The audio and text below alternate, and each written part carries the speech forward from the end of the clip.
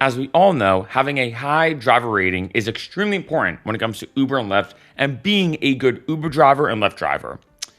Not just that though, it's also important on the other end to have a high and good passenger rating because in case you get a low one, if you get a lot of 1 stars, you could be temporarily banned or maybe even permanently blocked from ever using Uber or Lyft ever again.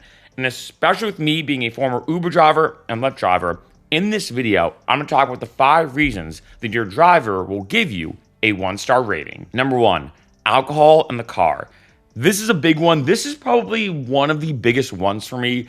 And I think the reason why is especially on Friday and Saturday nights, this is all too common. And I know that some people try to hide it, some people don't, right? And if I'm driving, this happens all the time. When I was driving in Boston, I'd pick people up and they'd have, let's say, a Gatorade with them. They'd have a Coke with them or a Sprite or some type of soda or whatever. And we'd be driving and they'd be sipping it and passing it around. And I'm like, oh man, now I'm in a conflicted position. Because who passes around a bottle of Sprite for 10 minutes or 15 minutes in an Uber when going to the nightclub? Like, obviously I'm not dumb, but it is kind of tricky because it's like, okay, is there alcohol in it? Is there not? Do I ask them to smell it? Do I pull over and say, hey, let me smell it? That's a bit invasive and even kind of weird.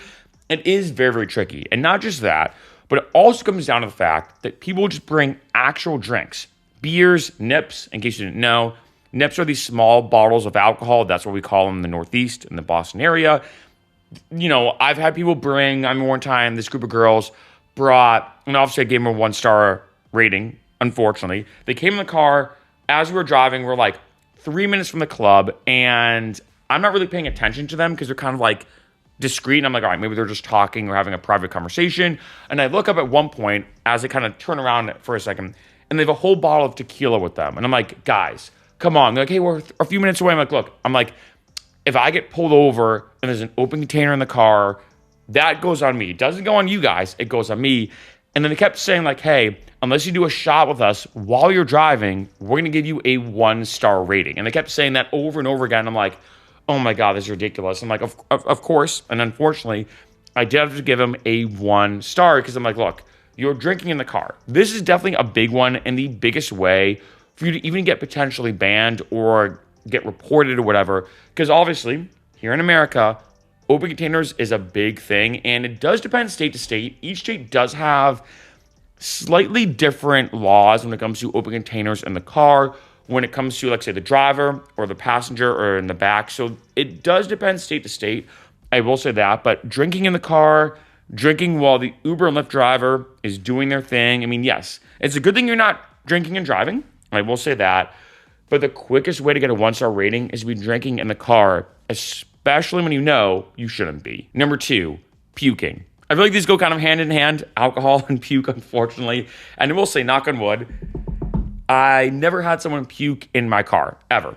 With all the times I've driven on Friday and Saturday nights, and I will say this, I know sometimes people do ask me, like, what is it like driving around drunk people? I bet you have a lot of stories, which I definitely do.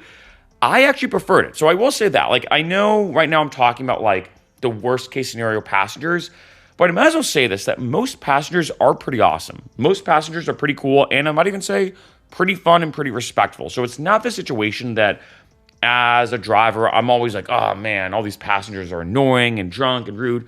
No, I actually prefer it, because when I used to do a lot of morning commuting, I noticed that a lot of people would just be in a bad mood. I mean, who gets excited to go to work? Unless your job's awesome, no one's excited at 8 in the morning to be driving and being dropped off at their work to do their 9 to 5 job or whatever job you're doing. And so I will say I did prefer drunk people. And luckily, like I said, no one ever did puke in my car. However, I remember when my friends started driving for Uber, her second ride ever, she kept having to pull over because the lady kept having to puke. She was having one of those mornings. It was a morning ride too. It wasn't even a Friday night. It was like a Saturday morning. She just had apparently a rough night, and she kept having to pull over to puke. And she's like, hey, we've all been there, no big deal. So I guess, luckily, she didn't puke in her car, which is nice. But of course, puking is like a surefire way. I mean, again, I feel like the only exception I can potentially think of is if maybe, like, say you have, maybe someone pukes in a bag. I feel like I wouldn't give somebody a 1-star rating if it was contained, right? I'd more just be like, hey, I could pull over, just let me know type thing. Maybe if somebody's sick, like if they got food poisoning, maybe I'd give them a pass, but it's also kind of tough to say because in case you didn't know, as you can imagine, what happens is when someone does puke in your car, you do report it to Uber or Lyft, you do get an amount. So they do charge the person a lot. It's usually like $250 if somebody pukes in your car. And although that seems like a lot at first, like, whoa, $250. I mean, you're talking about having to clean the puke out. It's still going to smell. Do you want to get your car professionally detailed and go to a professional to get that cleaned? Or do you want to just kind of do it yourself?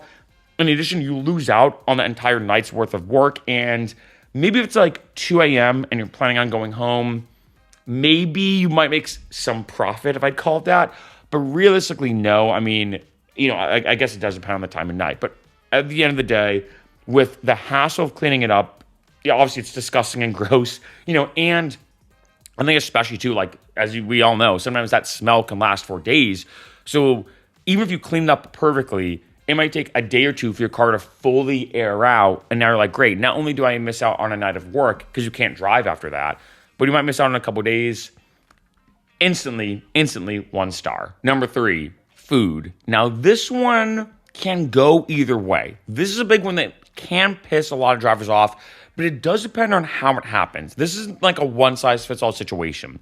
There's 2 things I'm going to say when it comes to food. One is going through the drive-thru. So in case you didn't know, as a driver, you make the least amount of money when it comes to you not moving. You make the most amount of money when you are moving, right? So as you can imagine, take here in LA is a great example of this.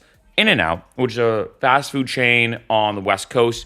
I know they do have some in like Texas. I know it's in Austin and in Colorado. I will say though, I have tried In-N-Out in Colorado and Austin. It is significantly better in LA, like significantly better. So as Tom Segura said, if you haven't had In-N-Out yet, get your life together and try it. It's phenomenal. Anyway, In-N-Out here in California, very realistic for there to be like 15 cars plus, maybe even 20 cars in the drive-thru. It is not that unrealistic that you can get in the car line, and from the time you get in the car line to the time you get your food, it could be a half hour, maybe 20 minutes to a half hour. Like, that's not that unrealistic. And so the first thing when it comes to food is sometimes as a driver, it can be a hassle because there's sometimes I was driving and someone's like, hey, can we get fast food? I'm like, no, it's 2 a.m., they're closed. Or no, because of the drive-thru is really, really long. And then people start begging. They start getting mad. They start saying, hey, we'll give you a huge chip. And then it becomes this kind of battle and debate where like, okay, I don't want to get a 1-star rating. I don't want them to rate me badly, but I also don't want to be sitting in 30 minutes in quasi bumper to bumper traffic in this fast food restaurant when prices are surging, there's a lot going on, and now I have to miss out on all these great surges, and then maybe by the time they do get their food, the surges are kind of died down because all the bars have really closed down. People are going home. Things aren't that popping as they used to be when it comes to the surge, right? So the first thing when it comes to food is a lot of drivers can get very intense. It didn't bother me as much, I'll be honest, when I was driving in terms of getting people food. But I know a lot of drivers who get very heated about it. As if you have an argument with them, instant 1 star. The second thing though, which as you can imagine when it comes to food, is eating in your car, right? Now there have been times where I was driving, people were eating in the car, it kind of smelled like McDonald's or whatever they were eating or pizza. And that wasn't too bad. There have been a couple times though, as you can imagine, where people might leave a pizza box. That did happen to me one time where I didn't see it. I don't know why, and this actually did frustrate me. They stuffed it under the driver's seat. I'm like, if they left it on the back or the ground behind me, I always got to do a check, which is a huge pro tip for drivers, to be like, all right, did you leave your phone? Did you leave your keys, your wallet? And I remember looking like, all right, cool. Kept driving, and someone's like, oh, the next person I picked up was like, oh, pizza. You had some pizza earlier. And I'm like, what? And I don't know why, but they stuffed it onto the driver's seat. To me, that was an instant 1-star rating because I'm like, okay, if you left it on the thing, I would have seen it, or you should have just taken it with you. Or if you left it there and like say it would maybe been annoying, I could at least driven somewhere and thrown it out before I picked the next person up. But to stuff it under the driver's seat to me felt like a deliberate like, oh, we're just gonna try to like leave it in his car. And then as you can imagine, after that person said that, the car kind of started to reek of pizza. And I'm just like, oh man, this is kind of frustrating, right? So that's another thing is leaving food items. But then lastly, of course, and this is a big one, is you're eating food and you start spilling it everywhere. Like say someone's inebriated or drunk. that can happen as well. And I think the biggest thing for a lot of drivers is, especially when it comes to a 1-star rating, is A, are you being rude? Whether it's leaving pizza boxes in the car, how you talk to the driver, etc. But also B, if you leave that car, is there anything that you did that compromises my ability to do the next ride? Did you leave a beer bottle in the car? That's happened to me, or beer can.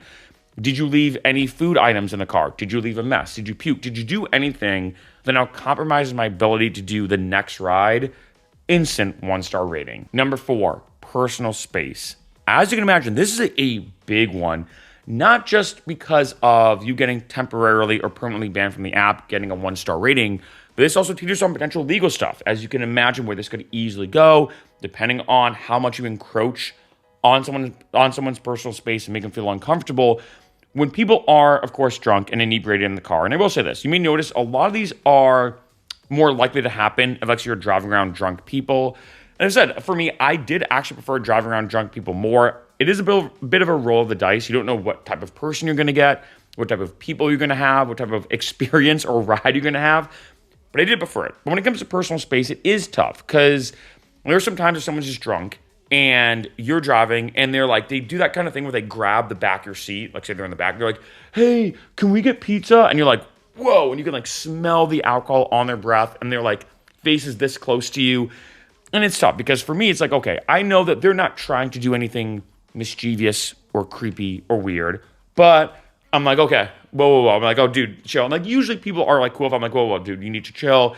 And I kind of make a joke about it. But there are other times it can get tricky. There was one time I remember I was in, when it came to Lyft, the person kept trying to kiss me over and over again. And I kept having to be like, look, you need to stop. This is kind of getting a bit ridiculous.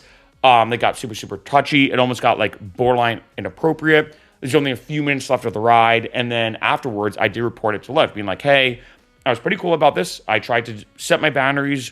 Well, not trying to be super rude, but also not letting them just be like, oh, it's fine. So obviously it was kind of a tricky situation. Do I get more aggro or do I kind of, right? So that was a tricky situation. Granted, that only happened once, but I did report it to Lyft, and Lyft immediately took action. I'm pretty sure they got banned permanently because, that's not important on some sexual stuff too, right? So again, this is a whole one to instantly get a 1-star rating. I know some of this is kind of common knowledge, like puking, alcohol in the car. A lot of this is common knowledge, but this is what it's like sometimes to be a driver, right? And I think personal space is a big one that definitely depends driver to driver because especially when people are drunk, sometimes people can get even very touchy, and sometimes it's not even in, compared to that situation, which definitely was a whole other thing. Sometimes people can get a little handsy if they're like, hey, dude, thanks for the ride, I appreciate it. And I'm like, hey, no big deal. And sometimes I'm like, you know what? Sometimes it's best not to, start an argument or whatever. But there are some times where people do cross big lines. And again, as you can imagine, especially given, say, if it's a girl driving and there's a guy in the car being incredibly creepy and encroaching on her personal space, this is a huge way to not only get a 1-star rating, but to get even some potential stuff happening off the app, right? So again, bit Captain Obvious here. I know when I say this one, it's almost like being a person 101 to respect people's space. But as you can imagine, as a driver, this is one that does happen, if anything, way more than you'd think. Number 5, being rude. Now, this one is just pretty straightforward, but also a bit vague because it does depend situation to situation. I'd say there was only ever one time I gave somebody a bad ride because they were incredibly rude. It was this one woman who got in the car. Who knows what's going on with her day? Maybe something happened. I'm assuming it did. She was just in a horrendous mood, kept taking it out of me. I kept being like, oh yeah, no problem, ma'am. Do you want me to go here? Do you want me to go here? I was trying to, work with her because she kept telling me where to go. She's like, oh, you have to go this way. Being unbelievably rude, kept targeting me, and almost it felt like she was having such a bad day and taking out that anger on me and potentially anyone else she interacted with, right? In those kind of situations, I will say, hate to say it, 1-star rating right away. I feel like for me, I do have a pretty high tolerance, especially because I used to be a bartender and everything.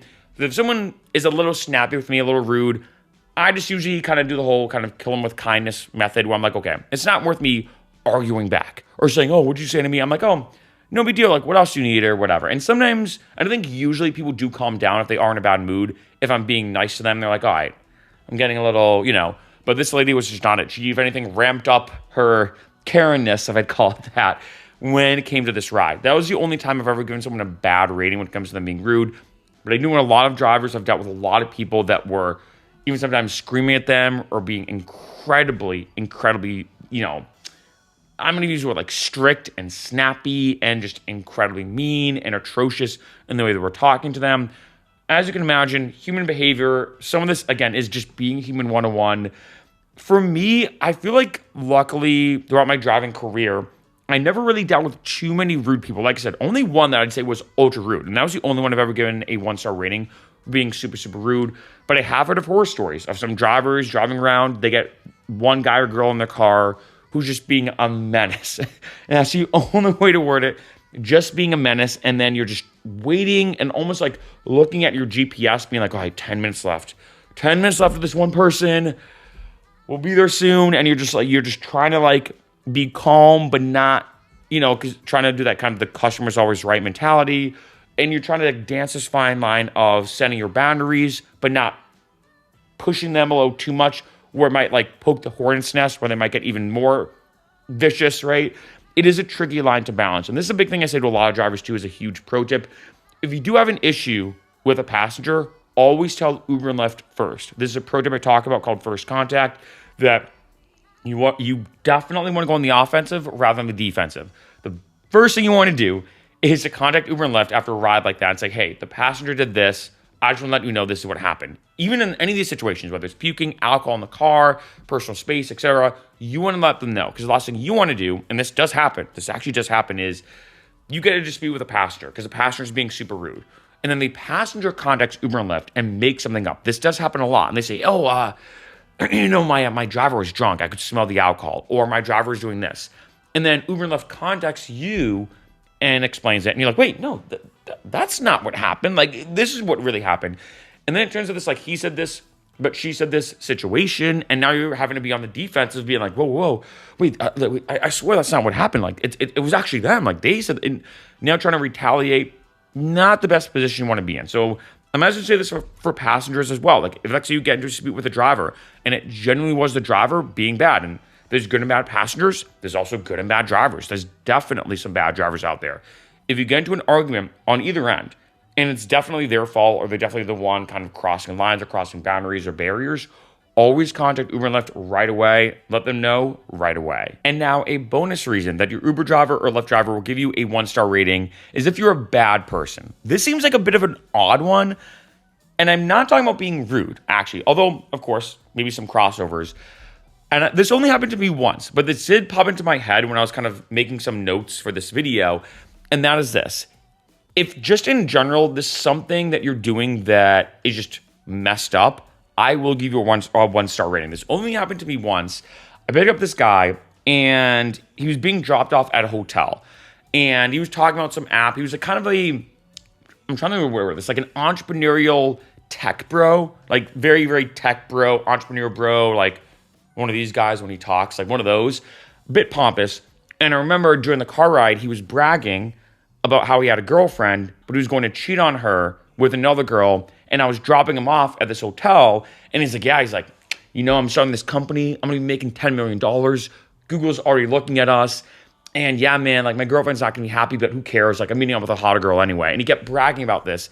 And I think maybe because I was a guy, he thought that I'd be on like the bro code, being like, yeah, bro, like good story, or like cool story, bro. Like do it. Like to me, after that ride, I'm like 1 star. I'm like, I'm sorry. He wasn't being rude. He actually was nice. He actually was being nice.